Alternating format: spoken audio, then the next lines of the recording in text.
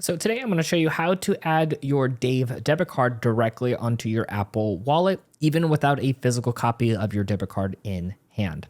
So we actually went ahead and loaded up our Dave app. You can actually see we're currently on the home page. Now there's a couple ways to get to this, but the easiest one for us is to go ahead and click right over here where it says account details. You could either click the word or the right hand arrow, and that's going to take us over to the Dave checking. Now you can see that we have our debit card already activated, which if you need to activate, make sure you check out the link in the show notes on the video on how to do just that. And you can see right over here, we can actually go ahead and click here where it says add to Apple Wallet, and I'll show you all the steps it will take. So let's go ahead and click on add to Apple Wallet.